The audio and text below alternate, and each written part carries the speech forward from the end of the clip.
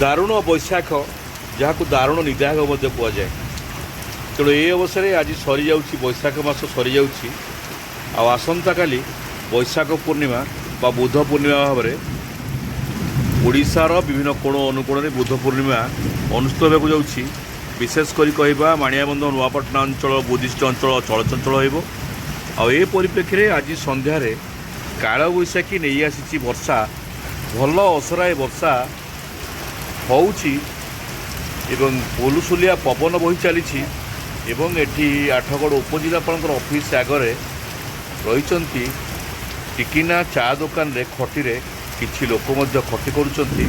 ये होउछि दारुण बैशाख बैशाख पर वर्षा टिके आनी लोक मान मन भर देछि आश्वस्ति देछि। गरम गुळुगुळी भितरु लोक टिके छंदी जाइतिले एबे शीतुआ शीतुआ पवन परि लागुछि एवं वर्षा होउछि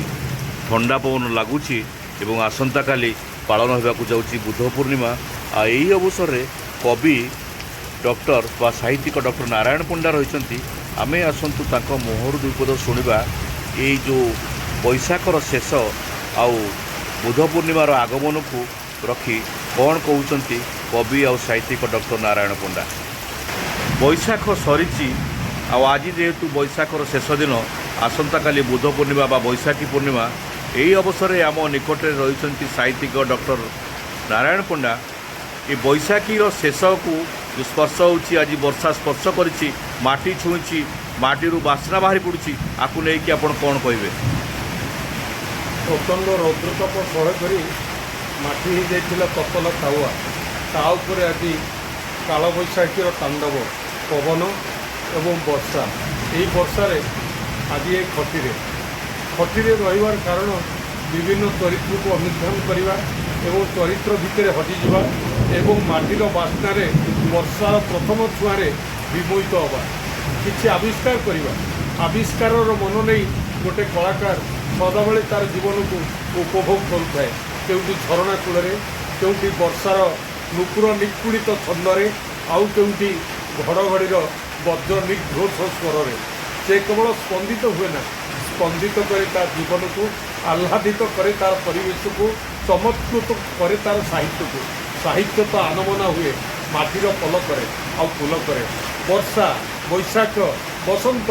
एमाने चिर साथी प्रकृति कोल एमानकर नववैचित्र एमान नहीं साहित्यिकटे रचना करे तार साहित्य सृजनीर सरल रेखार वर्षा बैशाख बसंत कल्पनार मानचित्र रे आंकदी तुली कलाकार छवि आंकिला परी साहित्य संगीत और नृत्य ताले ताले चली थाए अहरह। आज यही अलस संजर वर्षार स्पर्श मतुआल होइथिबा गोटे चा खटी आम दुई जड़े सांबादिक बंधु जे उदय लावण्यर सांबादिक एवं लावण्यवतीर संपादक तांको सहित एक वर्षा विभोर बेलारे आमे गोटे